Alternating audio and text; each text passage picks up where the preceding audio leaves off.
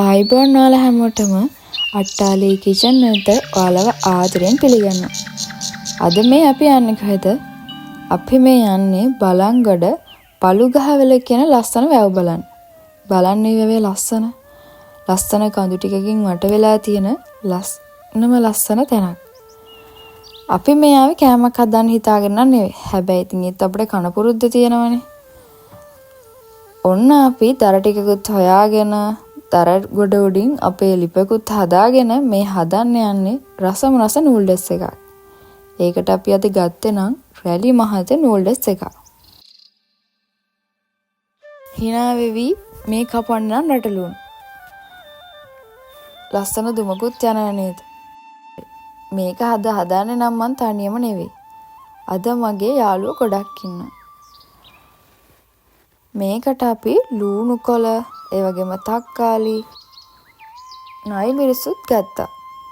ඒ වගේම පොල් තෙල් ටිකක්, සෝස් ටිකක්, තව කහ කුඩු ටිකක්, තුන පහ කුඩු ටිකක්, මිරිස් කුඩු ටිකක්, මේ જાති ඔක්කොම වගේ ගත්තා අපි. මොකද අපි මේක රසට හදාගන්න ඕනේ කෑම එකක් නේ. අපිට තියෙන්නේ කන්න මේ වෙලාවේ ඒක විතරයි. කට්ටිය හරියට දර කල්ලා දානවා. ඒ වගේම ඉක්මනට ලිප්පත්තු කරන්නත් හදනවා. මොකද ඉක්මනට කෑමක් කන්න ඕනනේ. ඔන්න අද කෑම එකට ඕන කරන ගොඩක් දේවල් වලට මම එක එක දේවල් පැවරුවා. මේ කරන්නේ අපේ එක්කෙනෙක් ගෙන ආපු රට ලූණු තක්කාලි ටික, ඒ වගේම ලූණු කොළ ටිකත් හොදගන්නේ. බලන්නකො මේ වැවේ වතුර. මේ වතුර මේ වගේ අපට පෙනුනට මේ වතුර හරිම පැහැදිලි. ඒ පැහැදිලි කියන්නේ අපි අතර ගත්තට පස්සේ මේ වතුර ඇත්තටම අපි සාමාන්‍යයෙන් පාවිච්චි කරන වතුර වගේ.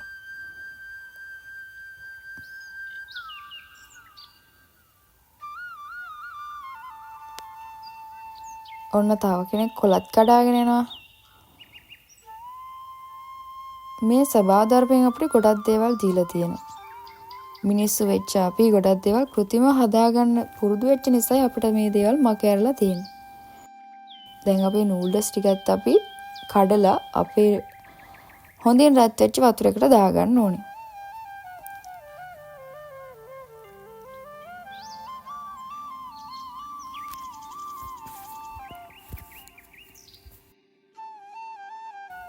මේ නූඩල්ස් එක අපි ගොඩක් තඹ ගන්න හොඳ නැහැ. මොකද එහෙම වුණොත් මේ නූඩල්ස් එකට හැලෙන්න ගන්නවා.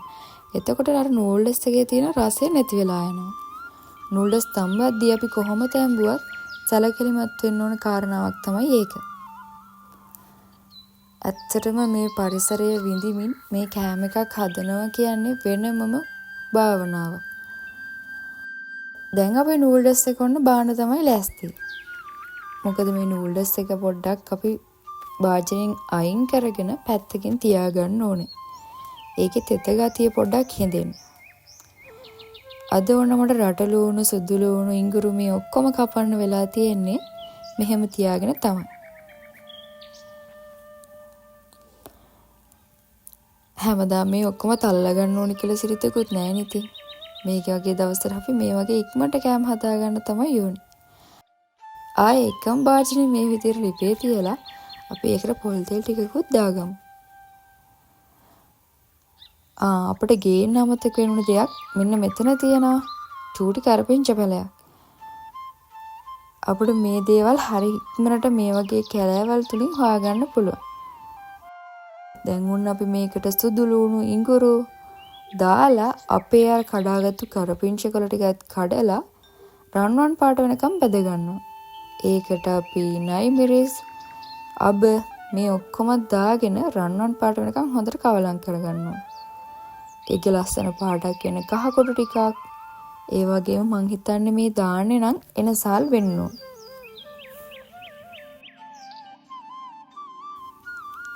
නූඩල්ස් එකකට 3-5 දාගත්තාම ඒකේ වෙනස්ම රහක් එනවා.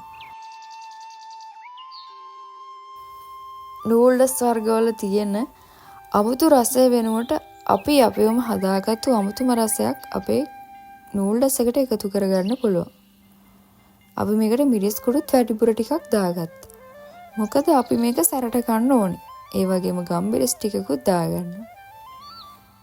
මොකද අපිට කන්න තියෙන්නේ මේ කෑම එක විතරයිනේ. එක සැරට ඒ වගේම රසට හදන්න ඕන. හරි. අපි මේකට ගෙනහු විතර ටිකක් කල්ලා මේ විදිහට දාගමු. මේ ඔක්කොම හොදින් බැදෙනකන් මෙන්න මේ විදිහට කවලම් කරගන්නත් ඕන.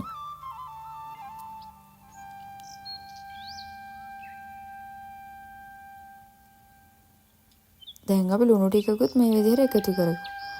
අද උයන්න වගේම කන්න වගේම උදව් කරන්නත් කට්ටිය ගොඩයි. ඒක හරි ලේසි. මොකද මේ වගේ තැනක ගිහලා තනියම වෙනකොට අපි කට්ටිය එකතු වෙලා මේ වගේ කෑමක් හදන එක තමයි ඇත්තටම අපිට ගොඩාක්ම සතුට හිතෙන කාරණා. දැන් අපි මේකට සෝස් ටිකකුත් දාගමු.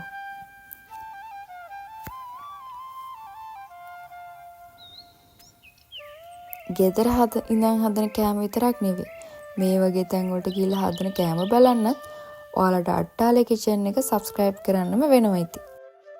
දැන් අපේ අර හදාගත්තු මිශ්‍රණයට අපි අපේ නූඩල්ස් ටික ලුණු කොලත් එක්ක එකතු කරලා මේ විදිහට හොඳින් කවලම් කරගන්න ඕනේ. සැර පොඩ්ඩක් වැඩි වෙන්න අපි තව ගම්බිරිස් ටිකකුත් දාගත්තා.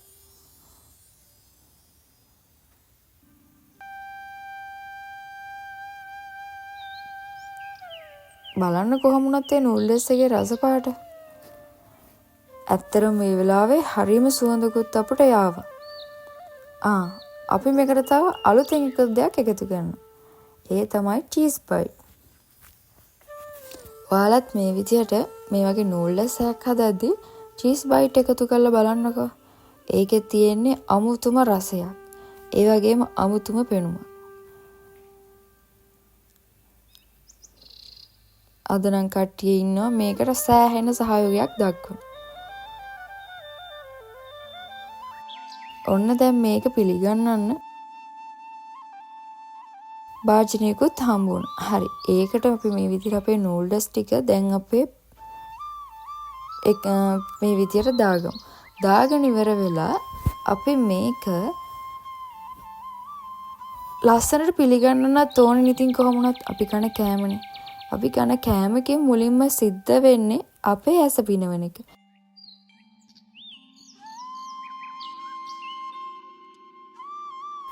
ඉතින් අපි මේකට තෙවිච්ච එකම සෝස් පැකට් එකත් උපයෝගී කරගෙන ලස්සන හාට් එකක් හැදුවා. ඒකට මම සුදුලුණු ගෙඩි දෙකක් අරගෙන සුදුලුණු මලකුත් හැදුවා.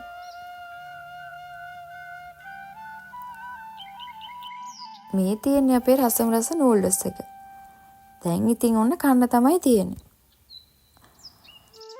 ඔන්න අපි 4 දෙනාම එකතු වෙලා දැන් අපේ රසම රස නූඩල්ස් එකේ රස බලන්න තමයි යන්නේ.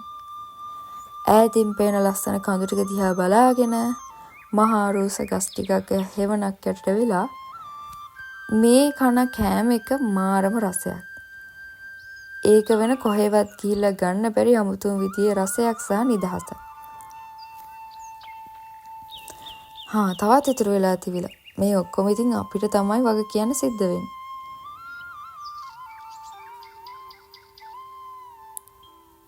අපි හැමෝම අපේ බඩවලුත් පුරවගෙන අපේ හිතත් නිදහසින් පුරවගෙන පුදුමාකාර විදිය සහැල්ලුවකින් එදා ඒ වේලාව ගත කරා.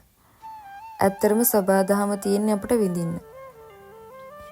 හැබැයි අපි මේ හරන් ගිය හැම දෙයක්ම ආයේ ගේන්න අමතක කරේ නැහැ. මොකද අපි එතනට පොලිතීන් ඒ වගේම ප්ලාස්ටික් වගේ දේවල් අරගෙන ගියා. අපි මේ හැම දේවල්ම ආයි අපි අරන් එන්න එකතු කරගත්තා. මොකද අපට සබාධර්මත් එක්ක ජීවත් වෙලා ඒක විඳින්න පුළුවන්. හැබැයි ඒක මේ අසුන්දර කළා එතනින් පිට වෙන්න අපට අයිතියක් නැහැ. මේ බලන්නකෝ අපේ කෑම වාචනේ හොදන්නේදී එතනට ආපු මාළු යාළුවෙකුට එයාලා හරි නිදහසේ ජීවිතේ විඳිනවා. අවුව වැටිලා ඒකත් එක්ක රන්වන් පාටක් එක්ක ලස්සනට යාළුව පේන හැටි බලන්න. අපි පරිසරයට ආදරේ තරමට පරිසරය අපට ආදරේ. ඔයාලා මේ වගේ තැන් වලට යන්න. ඒ වගේම කෑම හදලා ඕන විදියකට විනෝද වෙන්න. හැබැයි ඒ හැම දෙයක්ම ආයේ අද්දි අරයි යන්න. මොකද අපේ විඳපු ලස්සන තව කෙනෙක්ට ඒ විදිහටම බලන්න එතන සුන්දරත්වයේ ඒ විදිහටම ඉතුරු කරලා එන්න.